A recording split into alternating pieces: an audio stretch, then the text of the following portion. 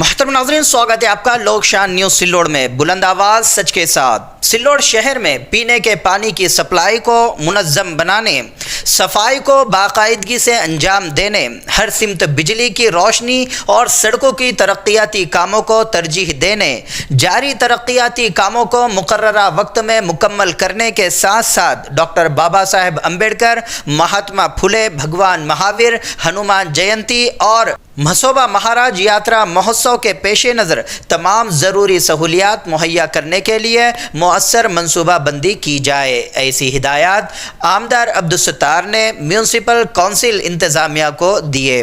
عامدار عبدالستار نے کہا کہ میونسپل کونسل کے تمام محکموں کے سربراہان اور ملازمین کو چاہیے کہ وہ صاف، خوبصورت اور سرسبز شہر کے عزم کے ساتھ ایک ٹیم کی حیثیت سے کام کرے اور شہریوں کو زیادہ سے زیادہ سہولیات فراہم کرے، ساتھ ہی مستحق اور اہل افراد کو سرکاری اسکیموں کا فائدہ دلوانے کے لیے پہل کرے۔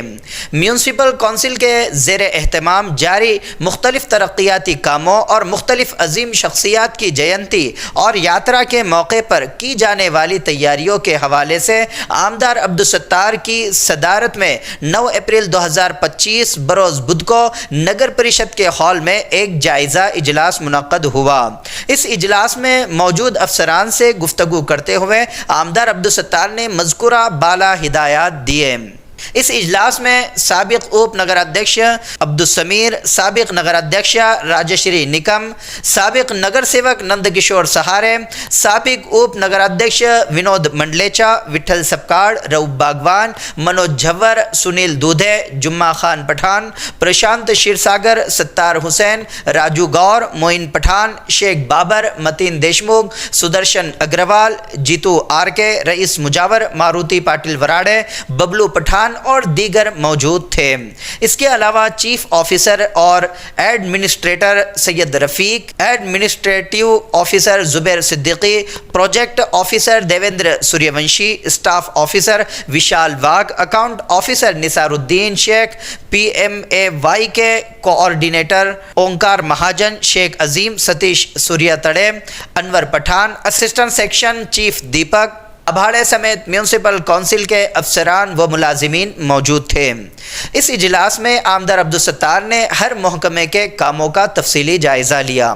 انہوں نے ہدایت دی کہ جن بستیوں میں پانی کی سپلائی نہیں ہے وہاں ٹینکروں کے بجائے بور ویل کے ذریعے پانی کی فراہمی کی جائے، خستہ حال واٹر ٹینکس کو منہدم کر کے وہاں زیادہ صلاحیت والے ٹینکس تعمیر کیے جائے۔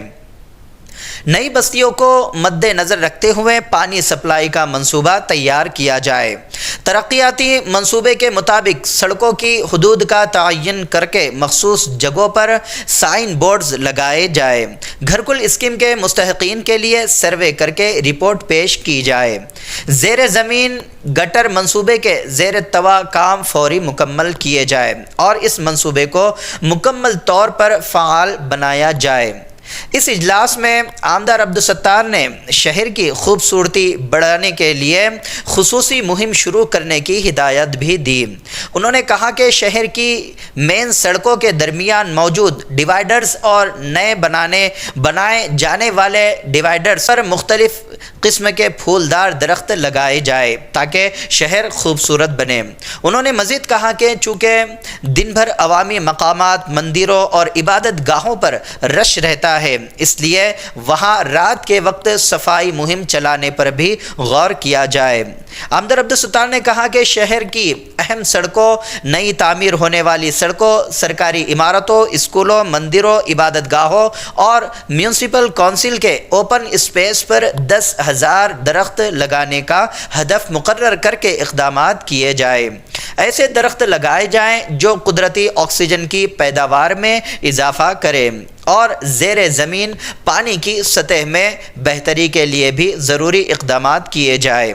ناظرین، آپ دیکھ رہے تھے لوک شان نیوز سلوڑ۔ جنہوں نے اب تک کے لوک شان نیوز سلوڑ کو سبسکرائب نہیں کیا ہے، سبسکرائب کر لے تاکہ اس طرح کی نیوزز، خبریں، معلومات، جانکاری آپ تک فوراً پہنچتی رہے۔ اسی کے ساتھ میں حافظ انصار رخصتی چاہوں گا۔ پھر ملیں گے اگلی نئی خبر، نئی ویڈیو کے ساتھ۔ خدا حافظ۔